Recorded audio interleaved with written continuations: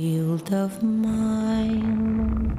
Sometimes it's black, sometimes it's white, like the cloudy mountains.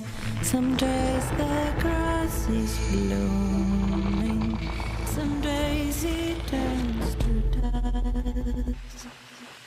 I'm a tree longing for the sun, hoping that it lasts. There's a river in the green field of mine.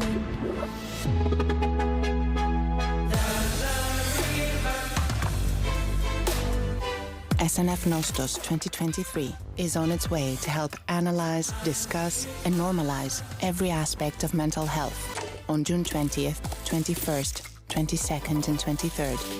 Learning, conversation, and entertainment become one and prove that taking care of our interior worlds begins out there. SNF Nostos 2023 from the Stavros Niarchos Foundation. Release, rethink, refocus on mental health.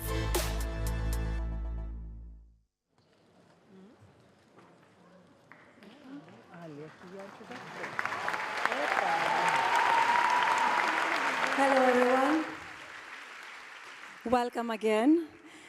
As you know, in just a few minutes, we will welcome the 44th President of the United States, Barack Obama, and the Co-President of the Stavros Niarchos Foundation, Andreas Dracopoulos, onto this stage.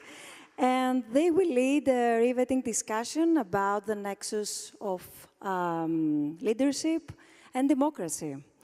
But before that, Gerald, hi, how are you? Hello, I'm fine, absolutely thrilled. Perfect. There are many things that are running and they're ongoing this evening at SNFCC, right? Absolutely, indeed, Anna, there is a lot to explore tonight. And what a beautiful audience we have here. I hope you're having a great time. So, before we proceed with our much awaited discussion, let's take a quick glimpse at tonight's lively schedule, showcased against the live drone image of the Stavros Niarchos Foundation Cultural Center. We begin the energy field run at 8:50 p.m., featuring a 10K, a 5K, and a 1K race.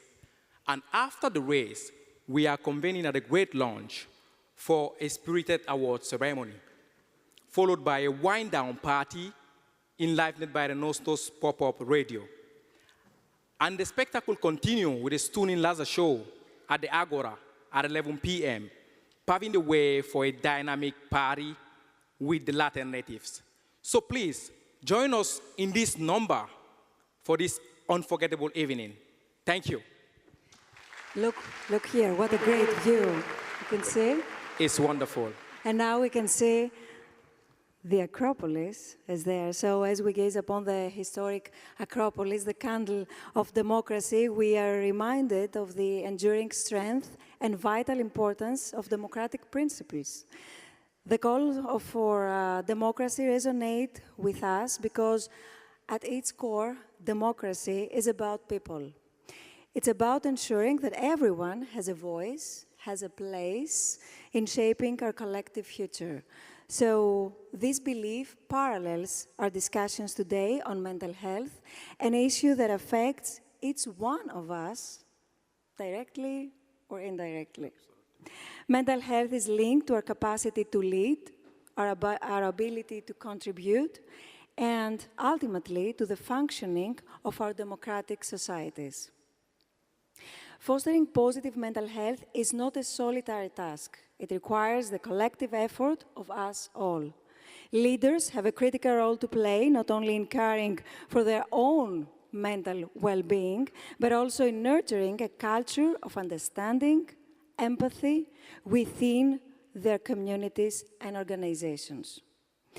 To explore how to strengthen our democratic culture and the importance in investing in the next generation of leaders, we are pleased to introduce Sofia Kouvelaki. Sofia has been selected as part of Obama Foundation Leaders Europe, a program which is composed of 35 emerging leaders who represent 18 countries throughout Europe. As the founder and CEO of the Home Project, a nonprofit that supports unaccompanied refugee children in Greece, Sophia's work embodies the essence of what we're discussing today. Enjoy.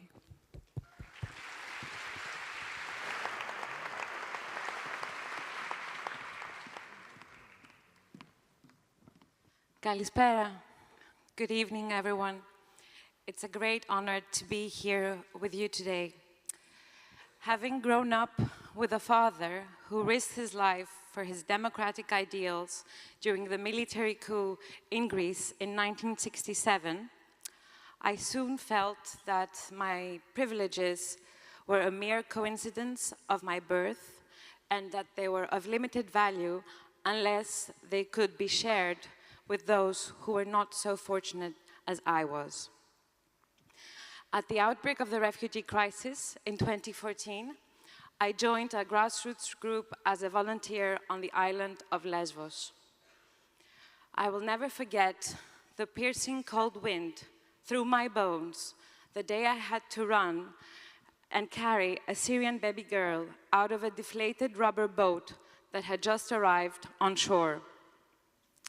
She was crying, and I had to run and change her into warm clothes in the so-called kids' tent. I remember she was trembling, and her nails were painted red with a marker. As I was trying to take off her shiny pink coat and her girly clothes, I realized she was a boy. It proved to be a common practice at the time to dress up Syrian boys as girls to escape militarization, and Afghan girls as boys to escape the Taliban. After witnessing so many children having to sacrifice who they are for basic safety, every cell in my body pushed me to do everything in my power to mobilize support for them. That's why we created the Home Project, a nonprofit organization that provides support and child protection services to unaccompanied refugee children in Greece. In less than 6 years, we have supported more than 1,050 children from 36 different nationalities. Through our community building activities in the neighborhoods where we operate, we invite in especially those who are skeptical towards us. That's how we try to address racism and xenophobia. We have had the honor and the privilege to partner with the Stavros Niarchos Foundation under the vision and inspiring leadership of Andreas Dracopoulos, and with the Obama Foundation in our attempts to provide to these children equal access to opportunity so that they can become active citizens and be able to create a future for themselves. We all need to work together to break the cycle of the political and institutional violence of war, persecution, dehumanizing policies, pushbacks, and the lack of an integration policy on an EU and national level. The creation of inclusive and healing environments where tolerance, diversity, equality are celebrated are not only the values of our work at the Home Project, but have also been the pillars of my experience with the Obama Foundation Leaders Europe program. At the Home Project, we have faced our share of challenges, risks, and threats, and I'm constantly amazed by how my cohort and the Obama Foundation team has always responded to our all kinds of crises and our requests for support, not only with emotional support, but with practical support and resources. I feel we are not alone. There's a global community of support that has our back. And President Obama, through his brave leadership, not only supports those who, as Dr. King described, bend the moral arc towards justice, but most importantly, the causes and the people they serve like the children we work with.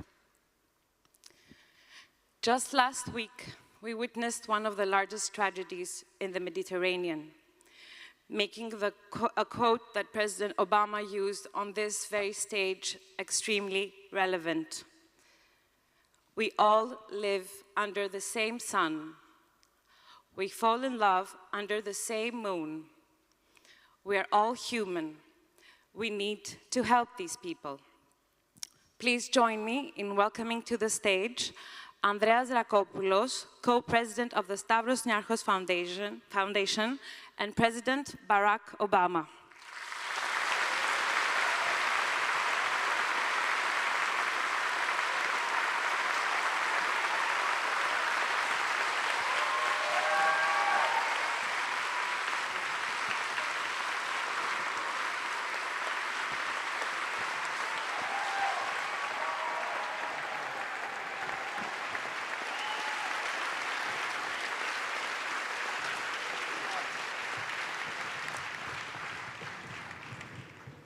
Kalispera.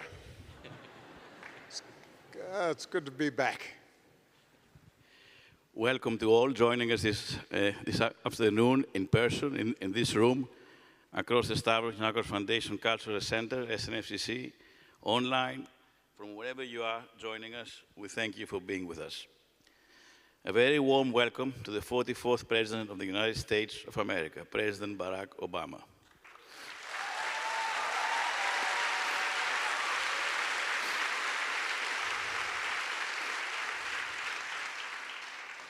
As an American citizen, as a Greek citizen, as a human being, I'm truly honored to be sharing the stage with President Obama.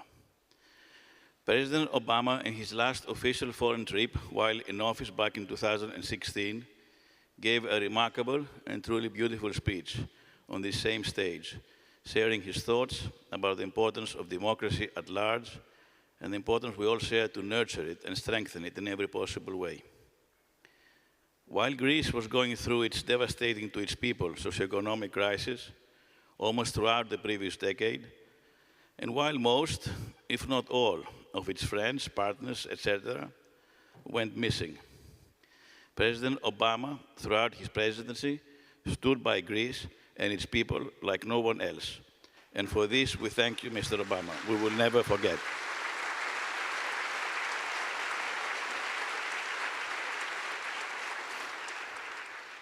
The last few years, it is not a secret that the bilateral relationship between the United States and Greece is as best as it has ever been and getting stronger by the day. And I dare to say that at the core of this relationship, consciously and maybe even subconsciously, is how appreciative the Greek people are of the way President Obama stood by Greece during its very hard times. Thank you.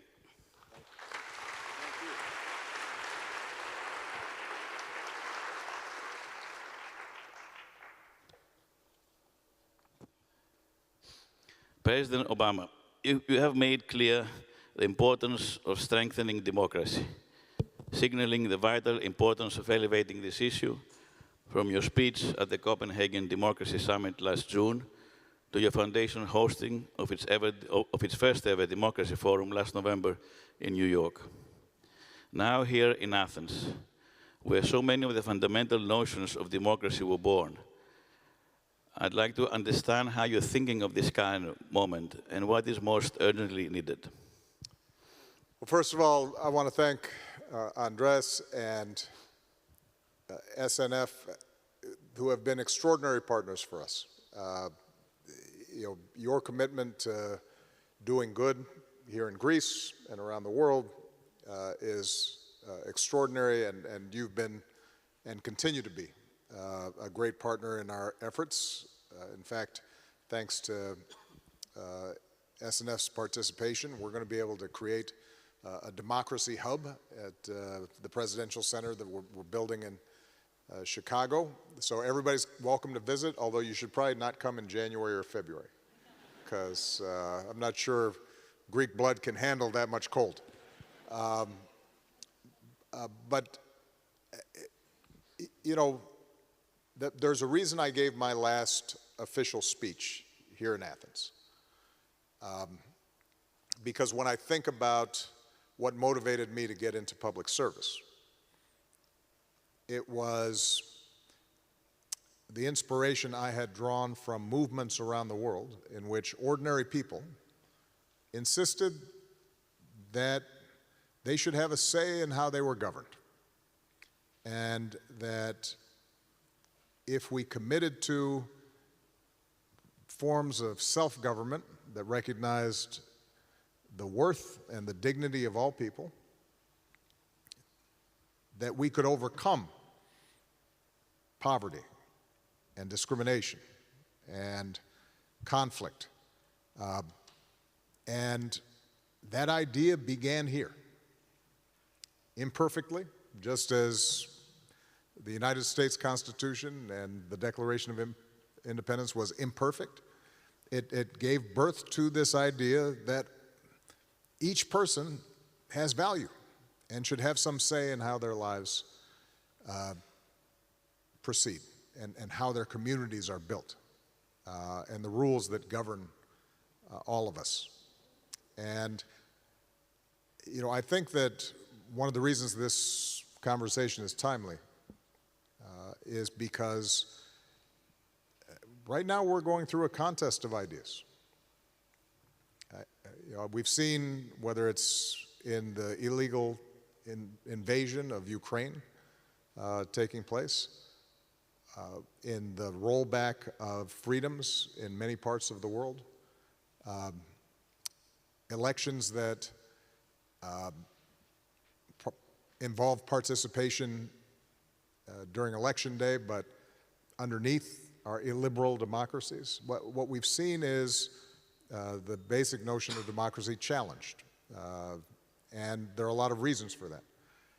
But what I am convinced of, and the work that I'm doing now post-presidency, is that the spirit that was born here in Athens, that continues to motivate and inspire people around the world. And if we can give them voice and get them a seat at the table, then not only can we strengthen democracy, but we can also solve a lot of the problems that we face.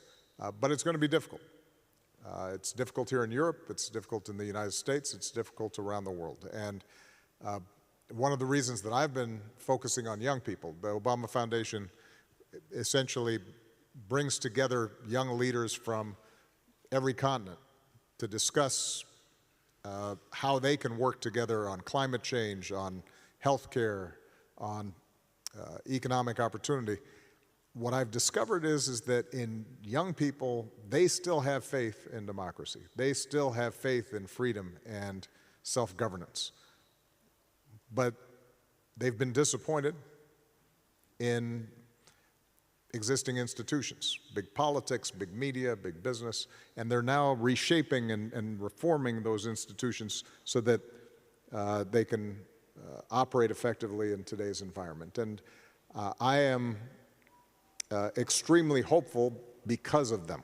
And I know that you had some young leaders here earlier today in this foundation. I think that it's the task of those of us with gray hair or no hair at all. Our biggest job, particularly those of us who've been given a platform and resources, our biggest task right now is to encourage that young leadership and pass the baton and pass the torch so that they can begin what is going to be, I think, a very challenging period. It's challenging because of environmental challenges around climate change. It's challenging because what we've seen in globalization is greater integration of the world economy, but it's also produced extraordinary inequality, inequality that is being accelerated in many cases by new technologies. We have, I think, here in Greece, obviously, but across Europe and in the United States, issues of migration. The fact that there are many countries where people have difficulty supporting themselves, understandably, they want a better life for themselves and their children. But that puts strains on our social systems and becomes an easy target, I think, for people's fears and frustrations. All these things are contributing to, I think, big challenges, but the good news is I think there are young people that are out there ready to meet them, and that's going to be the project that I continue to focus on, the foundation focus on. That's why we're so glad that SNF's a partner in that process. Thank you, and we're honored to be part of this effort. In Copenhagen, you talked about the importance of a shared culture of democracy. Against that backdrop, what is your view of how we should think about freedom right now? And by the way, back, more than 80 years ago, FDR gave a famous State of the Union address in January of '41. It was 10 months before the US joined the war. And he defined, the speech was about the 4 freedoms, which he defined as a freedom of speech, freedom of worship, freedom from want, and freedom from fear. And sometimes it seems as if the values of individual freedom and representative democracy can be at odds. And I think this is a very important part. How willing / tolerant should we all be to listen, discuss, engage with others who might be interpreting freedoms and values in a different way than we do? How do we create the space to have these difficult discussions? One of the central ideas behind democracy is we agree to a set of rules, and within those rules we have competition.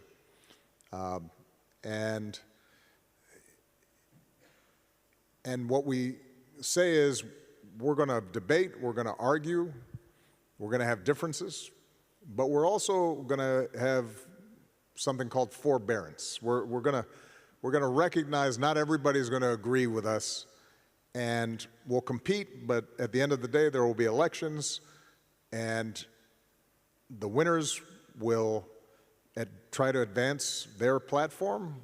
The losers will, and I've lost occasionally, it doesn't feel good, but we go back, we retool, we sharpen our message. There's cooperation within the competition. That sense that we can agree without being disagreeable, without demonizing the other side, that's central to the democratic idea. I've often said that what makes the United States exceptional is actually not the size of our military or the size of our economy, although those things are remarkable achievements. But what makes us unique is we're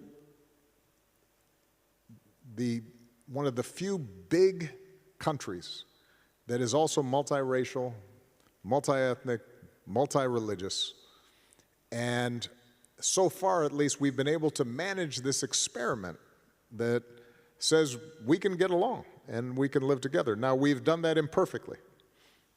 There's been the history of slavery and Jim Crow and discrimination against various ethnic groups, but we represent people from every corner of the globe, and the basic central idea of America, not always the reality, but the central idea of America is somehow we can all find a place and live together and work together and respect each other. And that's why if you go to my hometown of Chicago, we've got Greektown, and there are a lot of Greeks. But you've also got, you can find a little Warsaw in and a little India, and they're enclaves of people everywhere looking for a better life. Now, that's hard though. Democracy is a hard form of government because it means that you have to live side by side with somebody who has not just different ideas from you, in some cases entirely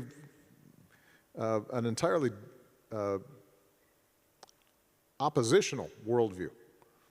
But what I think is dangerous now is that we're seeing, particularly in some of the far-right populist parties in Europe, I would argue also in the United States,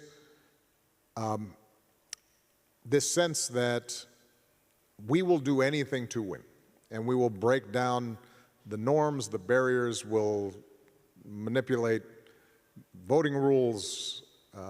We will not observe traditions that have kept the parties from fighting to the death.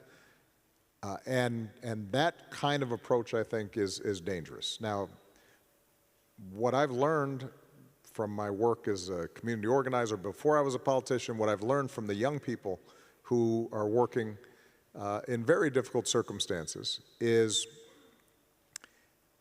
we have to relearn how to listen to each other and to understand their stories and to find connections and put ourselves in other people's shoes. And I think I want to congratulate Sophia on the extraordinary work that she is doing right now with the Home Project. She's somebody who went through our program. But the essential insight of her program is that those children on the beach that she rescued, they are just like our children. And we have to recognize their worth and value, and that they're parents who fear for their lives and want the best for them, just like we do. That kind of empathy, that kind of fellow feeling, that, to me at least, is what is the basis for any well-functioning society. And it's easier to do when we all look alike and we all have this similar names and we all speak the same language. It's harder to do across borders. It's harder to do when people are coming in for the first time. But that, I think, is going to be the only way that we can actually survive and solve some of these big problems that we face. You mentioned the word freedom. And a hallmark of democracy is freedom of speech, freedom of religion, freedom of assembly. And all of us, I think, who grew up when the Cold War was still active, understood that authoritarianism, totalitarianism, what was happening behind the Iron Curtain, that was contrary to the human spirit. And I still remember when the Berlin Wall came down, or when Mandela was released, that sense that people shedding these old oppressive systems, even though it was happening on the other side of the world, somehow was important to me. And the insight that I gained from those images was, yes, my freedom is important, but other people's freedom is important too. That if I'm free but others are enslaved or oppressed, then that makes my freedom less worthy. That it doesn't fulfill me the same way as if everybody has the same freedoms that I enjoy. Dr. King once said that the problem with Jim Crow and racial discrimination in America, it wasn't just a problem for black people, it was a problem for white people. Because when you are stepping on somebody else, that makes you are bound to them. You are shackled to keeping them down. And so I think it's important for us to redefine our freedom in a way that admits not just our freedom, but also other people's. And what that means is part of what we do in our foundation and part of what I've tried to do during my presidency and my politics, wasn't always successful, was to make sure that I taught myself to listen even to the people who were saying that I wasn't born in Hawaii.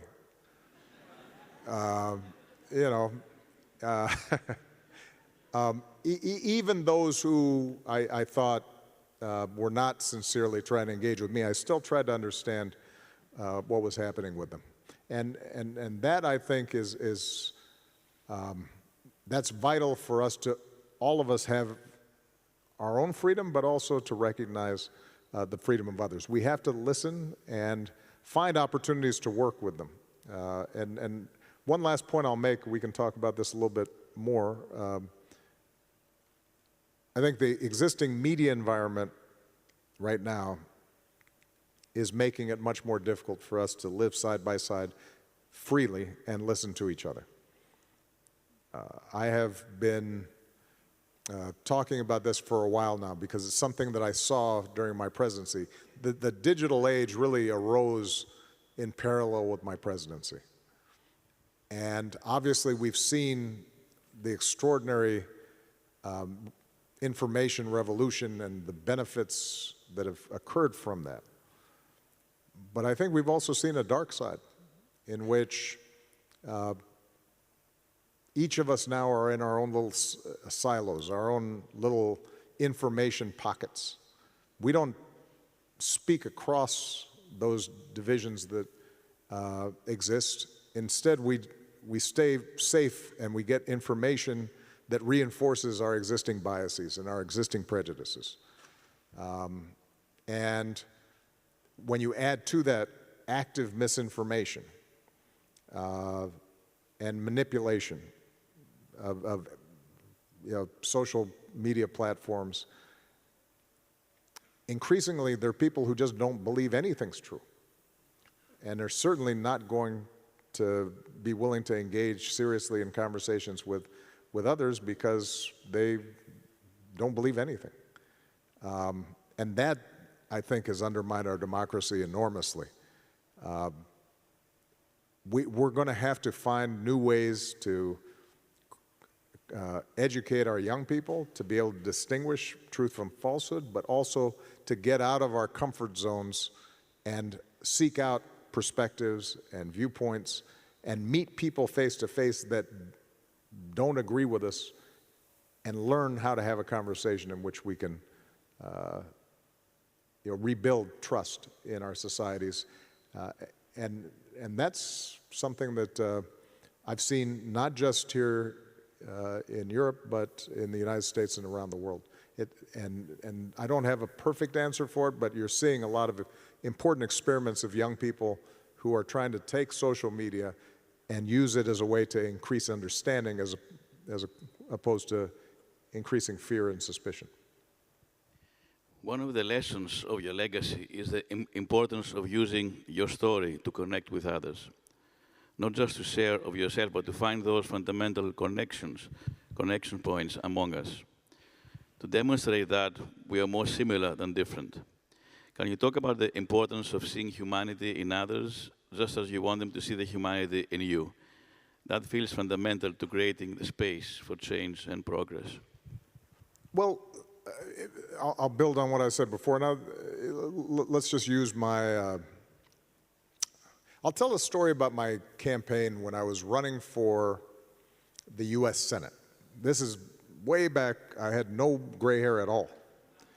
This is back in 2003, 2004. So those of you who aren't familiar with Illinois, which is my home state, you have Chicago at the top. That's a big city and very diverse. And then once you leave Chicago, it's got a ring of suburbs, wealthier suburbs at the time, mostly Republican, center-right. And then you had southern Illinois, and southern Illinois was mostly rural. And much less diverse. It was in many of the areas where I was in southern Illinois, it was 90% white. Very conservative culturally. A lot of evangelical Christians. Mostly, there were a lot of farm communities. And they were very suspicious of people from big cities. So when I said that I was going to run for the U.S. Senate in Illinois, people said, I'm not sure this is going to work that well. You're a black guy from Chicago, and your name is Barack Hussein Obama. So that's not the typical profile. That's not the type of people that folks in southern Illinois, outside of Chicago, are really going to be interested in. And by the way, Michelle agreed with them. But I'm stubborn, so I said, yeah, I don't know. I think I can actually relate to these folks if I just get a chance. So I drove down, and back then, this is for young people, we had these things called maps. They were like, you had to fold them out, and you'd put them, and I was driving myself. I didn't have a driver, and so I'd be pulling the map and trying to be safe in my driving and finding my way through these small towns and rural communities. And I'd stop and I'd meet and and typically one of my first stops would be at the local newspaper. And usually I'd meet the editor, an owner, publisher of the newspaper, and usually he was pretty conservative and he had very short hair and a bow tie or something and glasses, and he'd look at me and shake my hand, and we'd sit down for a cup of coffee and we'd have a conversation. And the next day the newspaper typically would say something like, this young man, he has a funny name, but he was interesting, and he's a little liberal for our tastes, but he seemed like we had some shared values. And I would go to these county fairs, and I'd go to farms and talk about their corn and their beans and their livestock, and I'd meet with veterans who had fought in our wars at their VFW halls, the Veterans Affairs or the veterans organizations there. And I ended up winning those areas. And the reason I won was because I was able to have a conversation face to face, and I could describe to them, here's the values that I grew up with. Here's how I think about the future for my two young daughters. At the time, they were babies. Here's my hopes and dreams for them.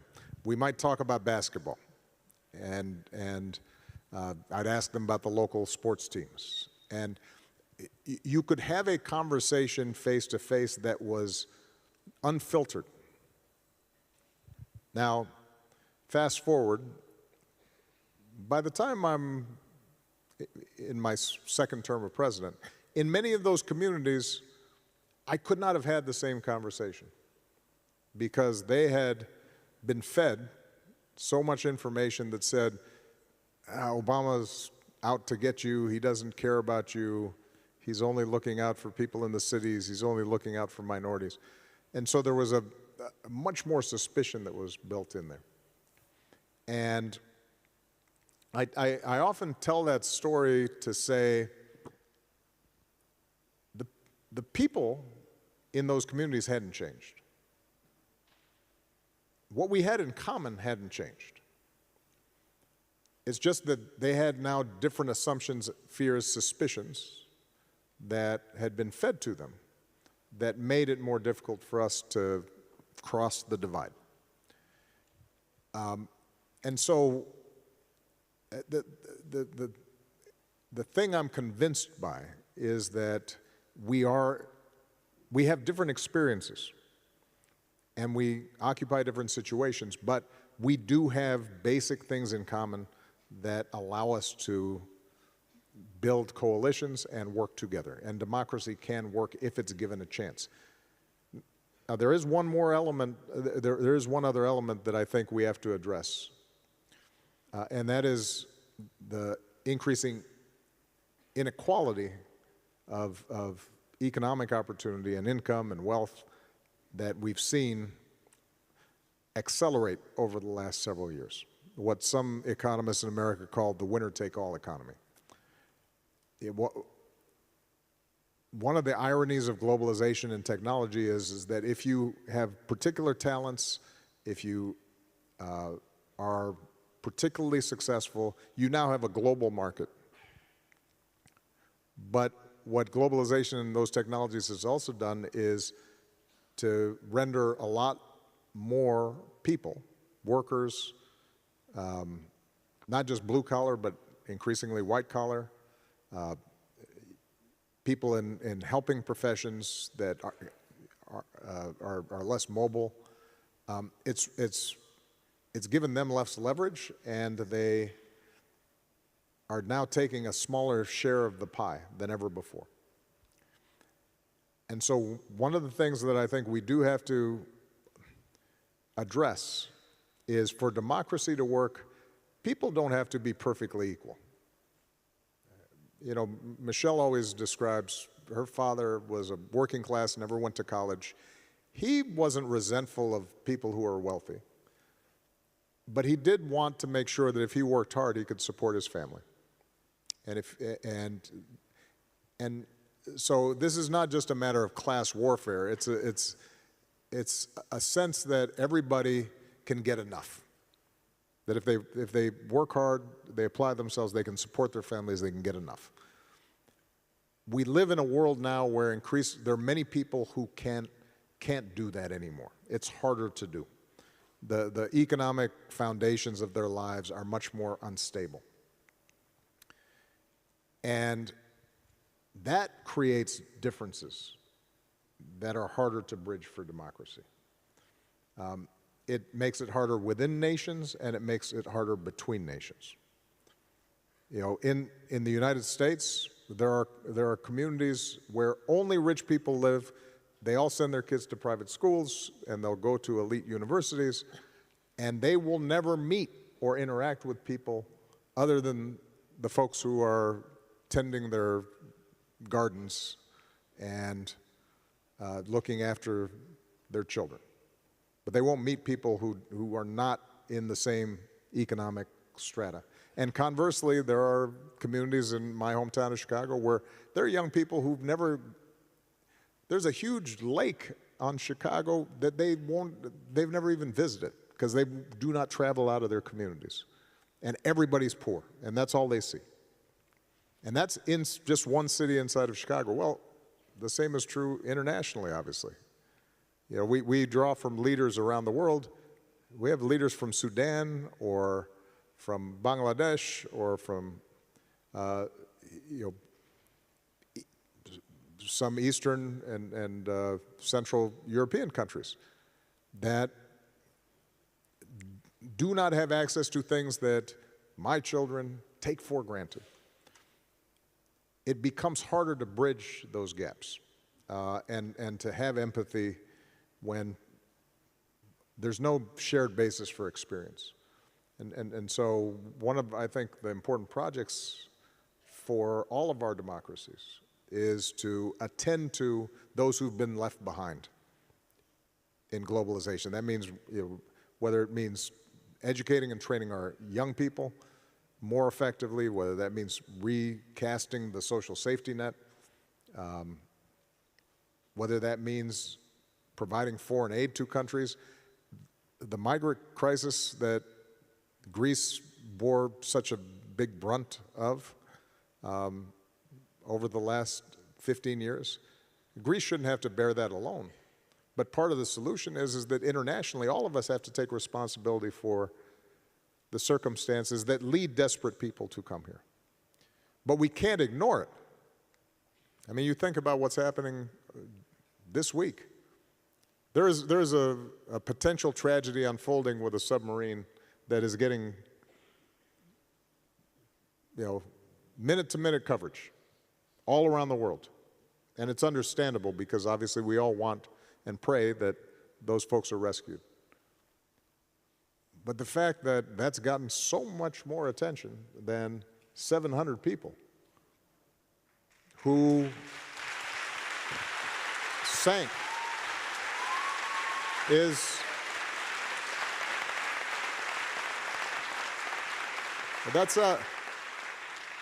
that's an untenable situation. The notion that we can't do something about that is simply not true. And we know we can do something about it. There are countries that have found a balance in which everybody feels as if they have enough. I was a few weeks ago in Amsterdam, And they're rich people in Amsterdam. They're fancy restaurants in Amsterdam, but they're people, you know, who are very successful economically in Amsterdam. But you know what? The average person there, they have enough. And they feel as if they count and they matter and they're not left behind. And as a consequence, there's greater social trust.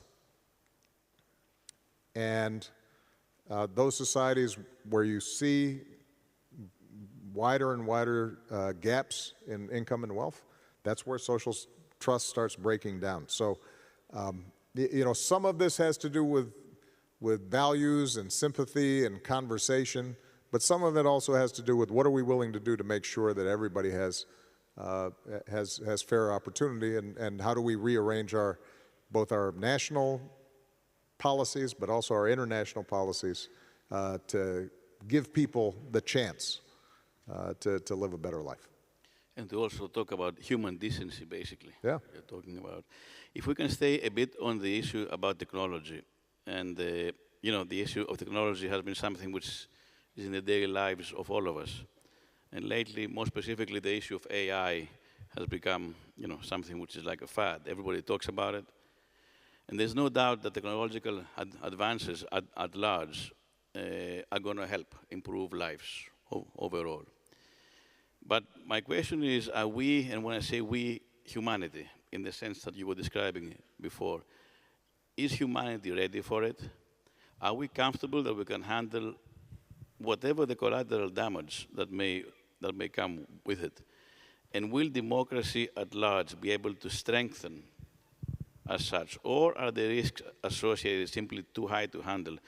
Should we be discussing, in the spirit of the 4 freedoms we spoke about, and it may sound a bit philosophical, but a freedom, that of staying human?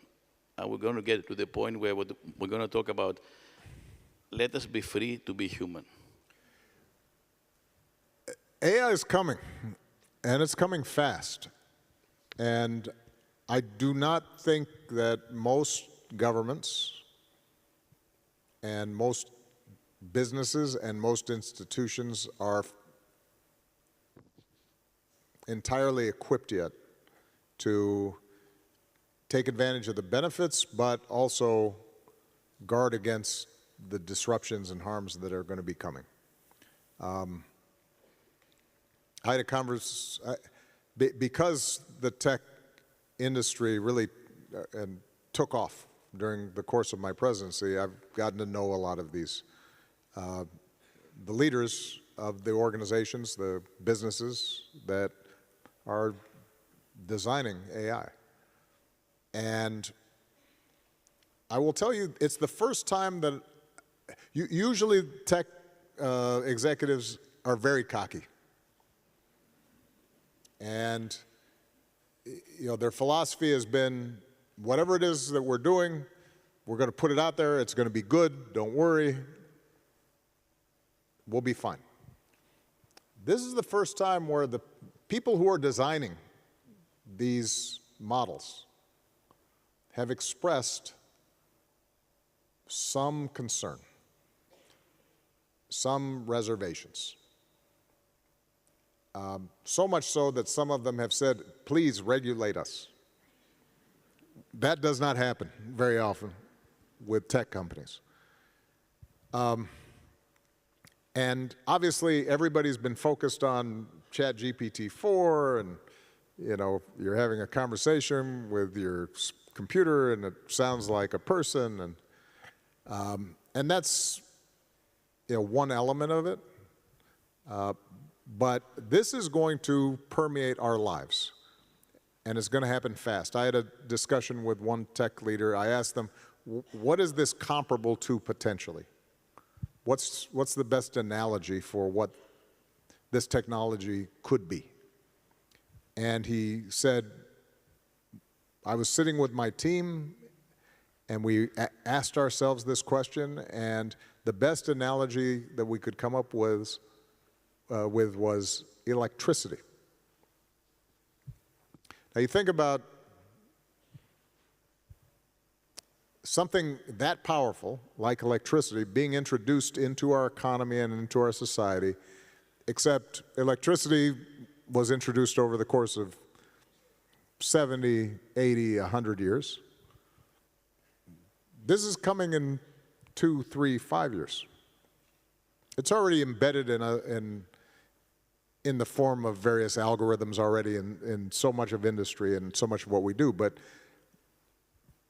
this is coming very fast, and it's going to grow exponentially in power. So I'll just give you a couple of examples. Already today, AI probably can diagnose your x-rays better than most radiologists or the average radiologist can. And so it's going to revolutionize medicine. Now, that is a very good thing for people who don't have access to a doctor. It also means, though, that the practice of medicine is going to change quickly. AI can already probably perform the functions of most junior lawyers. And that's a good thing if you don't have an access to a lawyer. You'll be able to tap into and get basic contracts or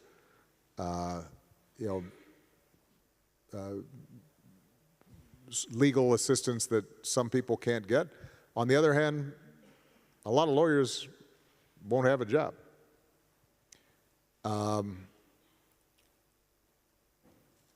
So the amount of job displacement that's going to take place, it will enhance the capacity of people to do their jobs in some cases, but it's also going to eliminate a lot of jobs.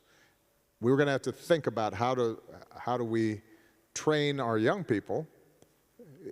It used to be we told people, young people, oh, you know what, if you go into coding and computers, you'll be fine, because that's the future. Except AI codes. The code codes better than most coders, at least for basic work. Now, keep in mind, if you are the best at what you do, human judgment will still, human creativity, that will still be more powerful than what computers can do. But for routine work, and a lot of people are employed in routine work, that's going to be replaced. We're going to have to figure that out. So that's one big problem. For democracy in particular, all the problems that we saw, let's say in the United States election, but also in many other circumstances, including Ukraine, the problem of misinformation. Up until recently, misinformation was primarily in the form of text. Now, it's coming in video form. I realized when I was leaving the presidency, this may not be true anymore. I think it probably is still true. And it's a strange fact that I might be the most photographed, filmed, and recorded human in history, which is kind of weird. But because I was the first digital president, right? The smartphone and social media arose just as I was entering the presidency. The reason I tell you that is because these AI experiments with deepfakes, they always start with me. So they'll have me, dancing on a rooftop, or they'll have me, saying, dirty jokes or something. And I started to see examples of this 4 or 5 years ago. And even then, it was disturbing how close it was to being lifelike. Now, you can download an audio recording of me saying anything, and it sounds, if you don't know me well, and even if you do, it sounds like me. And the video is becoming almost as good and will soon be, to the naked eye, indistinguishable from from an actual footage. So imagine when that's coming through our phones over the next 2, 3, 4 years. If you think that we're already having confusing debates around politics, imagine when that's just being pumped out and people are just looking at their phones and saying, oh, you know, I didn't realize that the Prime Minister endorsed Hitler. And it sounds like he or she is. So that's a set of issues that we're going to have to deal with. Now, I could go on. There's national security issues that are troubling. Here's the point. It's a little bit like what Einstein said after the development of the atomic bomb, in part based on the amazing work and discoveries that he had produced. And that is that our technological capacity, our technological growth is outstripping our moral and ethical capacity. And we are going to be tested. We are going to have to become more moral and more ethical in order to harness this power in a way that takes advantage of its benefits. And there are real benefits to it. As I said before, potentially you have interactive teaching in remote, poor schools that could revolutionize the ability for young people to learn. It has the capacity for us to solve the issue of transitioning from dirty energy to clean energy. It may give us the formulas around which we can not only become much more energy efficient, but actually create new non-carbon emitting sources of energy that help us deal with climate change. So it's something that we have to, we can't put knowledge back into the bottle. The genie's been released. But what we can do is to recognize its power for both good and ill and come together to make sure that it benefits all of humanity rather than destroys us. And that means that our governments and our businesses are going to have to get their act together, and that means ultimately it takes us back to your original question. We will get better outcomes in AI if we are applying democratic principles that says everybody counts. This is not a tool just to empower some or to enrich some, but to make everybody's lives better. If everybody is able to have a seat at the table in deciding how this is deployed, then I'm much more optimistic that it will work. Now, and I want to make one last point about not just AI, but democracy generally. Because democracy is so frustrating, and frankly, because a lot of democracies, including my own, have been so gridlocked and polarized of late, I think there's some, including in the Global South, who've looked and said, why don't we just adopt the China model? It's more efficient, freedom's overrated. Right now, we just want to make sure that everybody gets enough to eat, that we're growing economically fast, that if we say we want to build a road, it gets built. We've heard these arguments before. The trains run on time, I think is what Mussolini used to say. Or in some poor countries, we don't have the luxury of democracy. I don't think we can deny that there are times where authoritarian governments, they can get things done faster. It can look like they're more efficient. But it's important to note, in human history, so far, we've never seen a mass famine in a democracy. You generally don't see genocides in democracies. You know,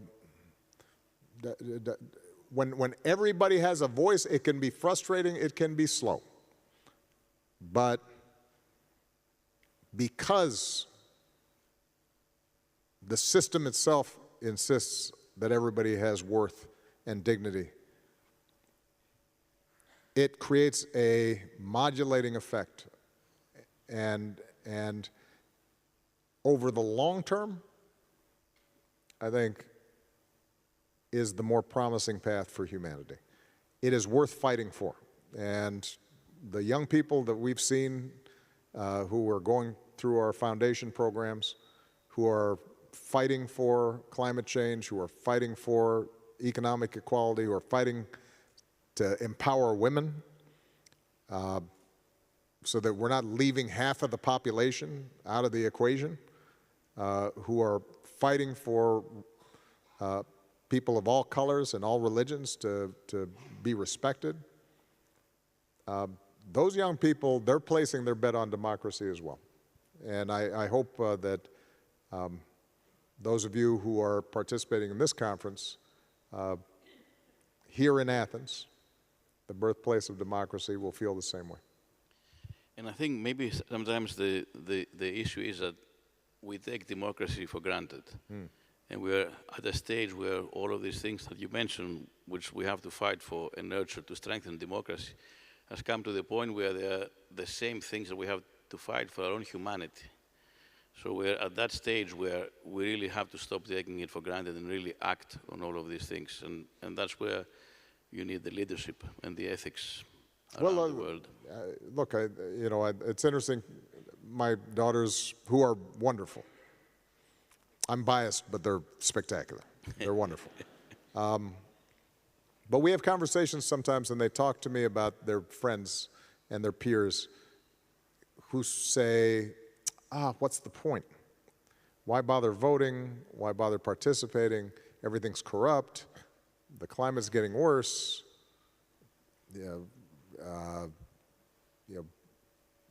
People are greedy, and they're racist, and they're homophobic, and I feel discouraged. And so my daughters ask, well, what should I tell? What should we tell our friends? And I said, well, first, tell them to turn off their phones a little bit and go outside and, have a conversation with somebody. You'll feel less depressed if you're not on a news feed all day long. But what I also say to them, and it's hard to do when you're young, it's one of the few benefits, I think, of getting older. What I tell them is age does bring perspective. And I think maybe, last night I took my daughters for the first time to the Acropolis, and it was a perfect night, and it was summer solstice, and the sun was going down over the hills, and the Parthenon was lit up. And I reminded them that not only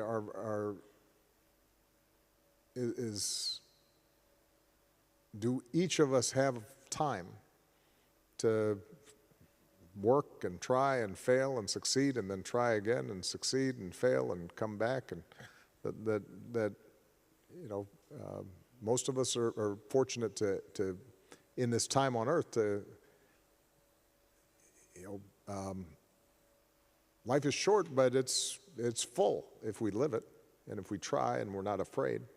But what I also said is that human history is long, and we have to have perspective.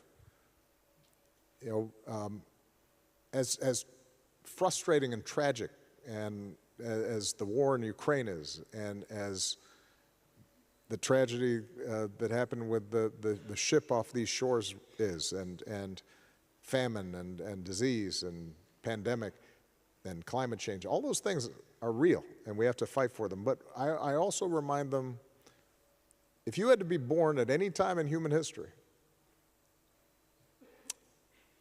and you didn't know ahead of time who you were going to be, when would you want to be born? You'd want to be born now.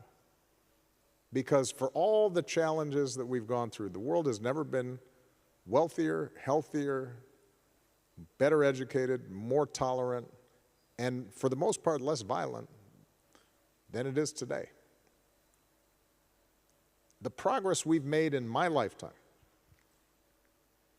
I was born when most of the United States was still segregated.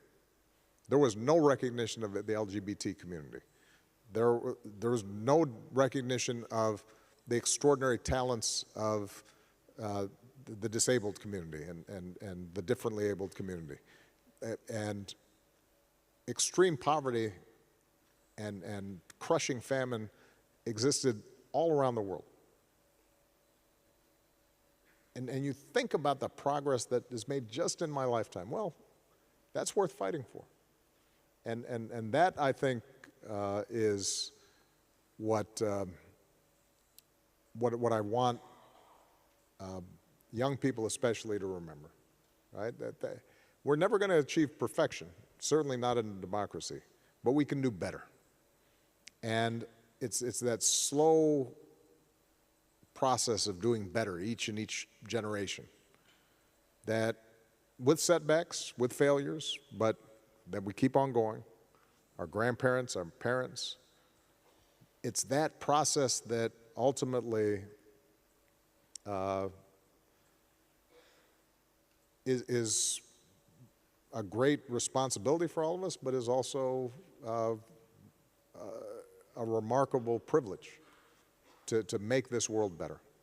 And that's what I was thinking about at the top of the Acropolis. I love the fact the scholar, the guide who was with us, explaining old Athens is still rubble, right? It's that middle portion that's a reminder that, yes, things get destroyed, but then they get rebuilt. And that's what democracy allows us to do. Sometimes we'll have tough times, but if we see the genius in all people and the worth of all people, and we come together and are willing to work together, then we can rebuild. And that, I think, is as good of a place as any for me to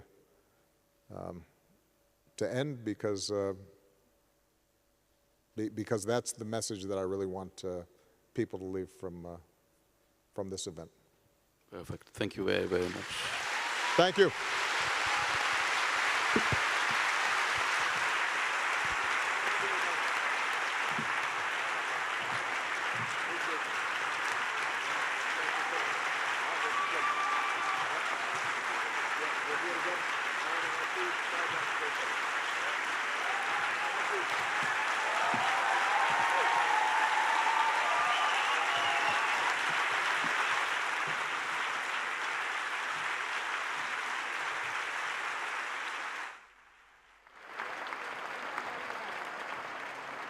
There's a river in the green field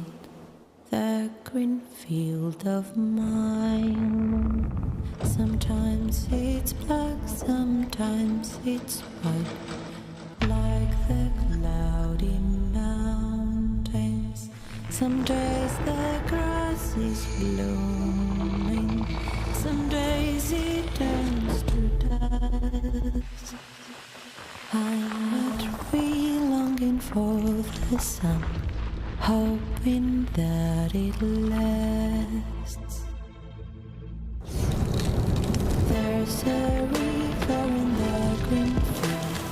the green field of mine.